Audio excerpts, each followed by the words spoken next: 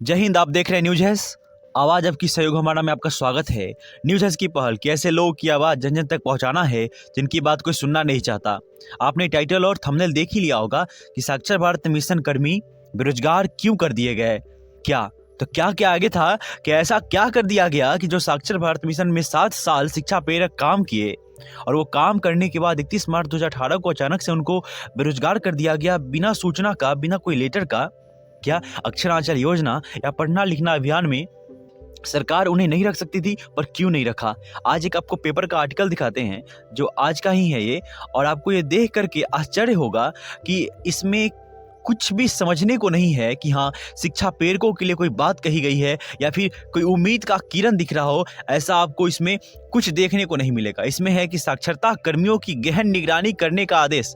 लिखा हुआ है कि प्रदेश में साक्षरता कार्यक्रम को क्रियान्वयन में तेजी लाई जाएगी, उसकी गहन निगरानी भी होगी। शिक्षा विभाग के विशेष सचिव एवं जन शिक्षा निदेशक सतीश चंद्र झा ने बुधवार को शिक्षा विभाग के सभागार में वीडियो कॉन्फ्रेंसिंग के माध्यम से साक्षरता कार्यक्रम के क्रियान्वयन की प्रगति की समीक्षा की। उन्होंने जिला कार्यक्रम पदाधिकारियों को आदेश दिया कि कोरोना काल में भले ही साक्षरता कार्यक्रम को क्रियान्वयन की रफ्तार बाधित हुई हो, लेकिन अब इसमें तेजी लाई जाए। उन्होंने महादलित, दलित, अल्पसंख्यक, अति पिछड़ा वर्ग अक्षर आंचल योजना तथा केंद्र प्रायोजित पढ़ना लिखना अभियान के विनिमय में तेजी लाने पर जोर दिया। बैठक में शिक्षा सेवकों के नियमित मानदेय भुगतान, 3 साल या उससे अधिक समय से एक केंद्र पर पदस्थापित शिक्षा सेवकों का अन्य आवश्यकता आधारित टोले में तबादला या प्रतिनियुक्ति करने, अवैध ढंग से नियुक्त शिक्षा सेवकों को हटाने, कोर्ट केस, सीएम ई-डैश केस का निष्पादन करने का निर्देश दिया। हर दिन बिहार समेत देश के 5.5 लाख शिक्षा प्रेरक इस उम्मीद के साथ पेपर का पूरा पेपर पढ़ते हैं कि भाई हमारे लिए भी कुछ आया होगा, हमारे लिए भी कुछ निर्देश आया होगा, पर सरकार कहाँ सो रही है ये समझ नहीं आ रहा। सरकार शिक्षा प्रेरकों की बात क्यों नहीं सुन रही है? 5.5 लाख लोगों को बेरोजगार कर दिया गया। इन लोगों ने साक्षरता मिशन के लिए इतनी मेहनत की कि 10 लोगों को जुटाना, उनको निरक्षर से साक्षर बनाना, उनको निरंतर समझाना, उनको बताना, उनको सरकारी योजना के बारे में जानकारी देना। इन लोगों ने पूरे अपने समाज में, अपने पंचायत में लगातार 7 वर्षों तक काम किया, पर सरकार ने उनको इतना अच्छा तोहफा दिया कि 31 मार्च 2018 को बेरोजगार कर दिया।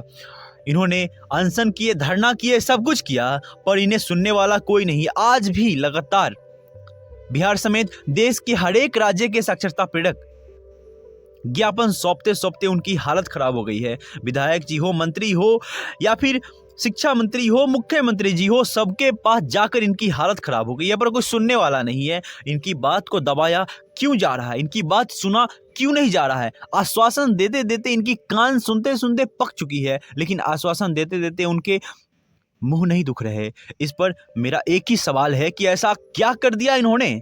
ये 5.5 लाख शिक्षा प्रेरक देश के ऐसा क्या कर दिया? इनके काम से संतुष्टि सरकार को क्यों नहीं मिली जो इन्हें 31 मार्च 2018 को अचानक से बेरोजगार कर दिया गया? इन्हें रोड पर लाचार छोड़ दिया गया। आपने मेरे पहले एपिसोड में देखा होगा कि कितने प्रेरक ऐसे कह रहे हैं कि उनके प्रेरक साथी आत्महत्या कर चुके हैं, वो आत्महत्या करने के कगार पे हैं, वो भुखमरी के कगार पे हैं। पर इस बात को सरकार के कानों तक पहुंचाना ये आप लोगों का धर्म है, आप लोगों का काम है, लेकिन क्यों नहीं पहुंच रहा? आप लोगों ने इतनी आवाज उठाई। माननीय मुख्यमंत्री जी ने कहा कि आज तक आप लोग कहां थे? 3 साल से कहां थे? क्या उनको पता नहीं थी? पटना में धरना हुआ, अनशन हुआ, उनके विधायकों के पास, मंत्रियों के पास ज्ञापन सौंपा जा रहा है और उन्हें पता तक नहीं है कि प्रेरक है कहां, प्रेरक कर क्या रहे हैं?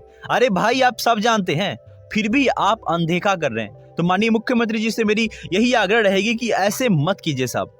ये लोग बहुत अच्छा काम किया और इनसे आप अनेक काम ले सकते हैं। जितने भी आपकी योजनाएं हैं, पंचायत में डायरेक्ट लोगों के पास, जो पंचायत के ग्रामीण पृष्ठभूमि के लोग हैं, उन तक अपनी बातों को, अपनी योजना को आप डायरेक्ट इनके माध्यम से पहुंचा सकते हैं।